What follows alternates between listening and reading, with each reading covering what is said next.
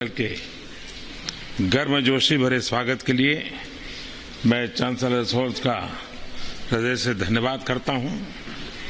मुझे खुशी है कि इस वर्ष की मेरी पहली विदेश यात्रा जर्मनी में हो रही है।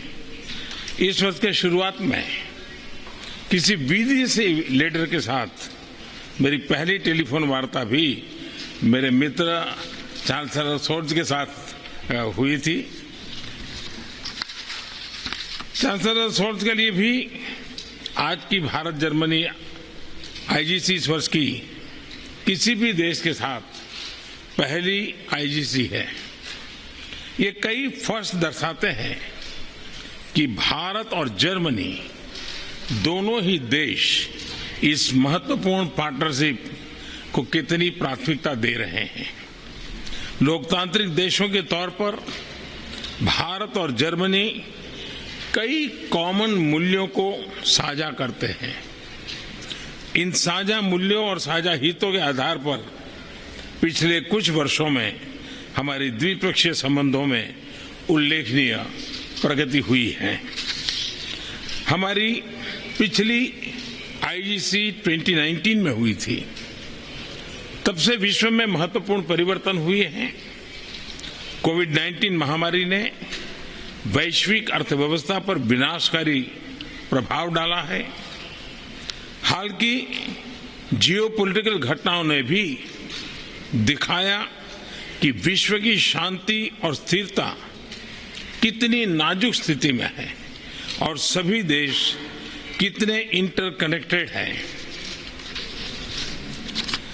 यूक्रेन के संकट के आरंभ से ही हमने तुरंत युद्ध विराम का आह्वान किया और इस बात पर जोर दिया था कि विवाद को सुलझाने के लिए बातचीत ही एकमात्र उपाय है।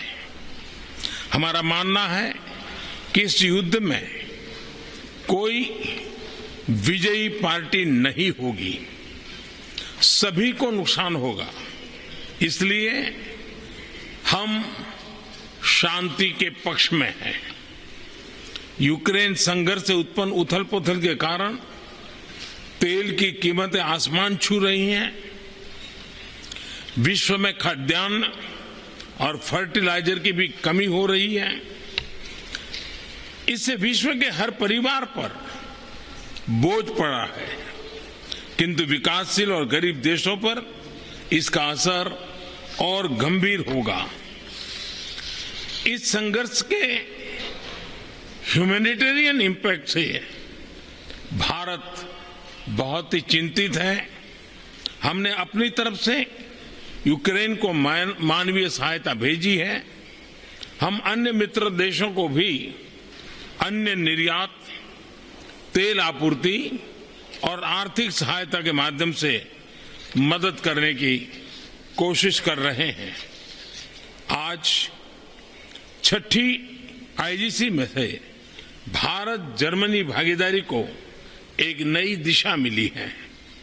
इस आईजीसी ने एनर्जी और एनवायरनमेंट दोनों क्षेत्रों में हमारे सहयोग को महत्वपूर्ण गाइडेंस दिया है।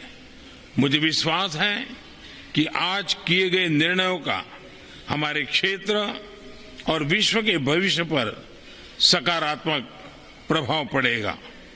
आज हम Indo Germany partnership on green and sustainable development launch कर रहे हैं। भारत ने ग्लासगो में अपने क्लाइमेट एम्बिशन को बढ़ाकर विश्व को यह दर्शाया है कि हमारे लिए ग्रीन एंड सस्टेनेबल ग्रोथ एक आर्टिकल ऑफ फेथ है। इस नई पार्टनरशिप के तहत जर्मनी ने 2030 तक 10 बिलियन यूरो की अतिरिक्त विकास सहायता से भारत के ग्रीन ग्रोथ प्लान्स को सपोर्ट करने का निर्णय लिया है। इसके लिए मैं जर्मनी और चांसलर शोल्ज को धन्यवाद देता हूं। हमारे कॉम्प्लीमेंट्री स्ट्रेंथ को देखते हुए हमने एक ग्रीन हाइड्रोजन टास्क फोर्स भी बनाने का निर्णय लिया है।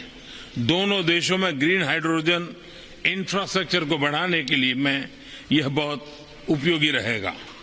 भारत और जर्मनी दोनों को ही अन्य देशों में डेवलपमेंट कोऑपरेशन का लंबा अनुभव है।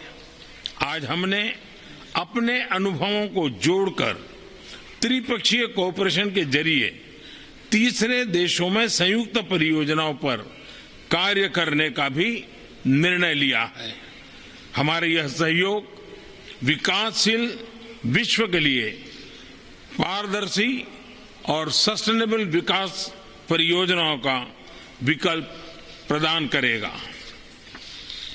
फ्रेंड्स, पोस्ट कोविड काल में भारत अन्य बड़ी अर्थव्यवस्थाओं के मुकाबले सबसे तेज ग्रोथ देख रहा है। हमें विश्वास है कि भारत वैश्विक रिकवरी का महत्वपूर्ण स्तंभ बनेगा। हाल ही में हमने बहुत कम समय में यूएई तथा ऑस्ट्रेलिया के साथ व्यापार समझौतों पर हस्ताक्षर किए। ईयू के साथ भी हम एफटीए वार्ताओं में शीघ्र प्रगति के लिए प्रतिबद्ध हैं। भारत के कुशल कामगारों और प्रोफेशनल से कई देशों की अर्थव्यवस्था को लाभ मिला है। मुझे विश्वास है कि भारत और जर्मनी के बीच हो रहे comprehensive migration and mobility partnership agreement से दोनों देशों के बीच आवाजाही सुगम बनेगी। मैं फिर एक बार आज की समिट के लिए, आपके इनिशिएटिव के लिए आपका बहुत बहुत धन्यवाद करता हूं।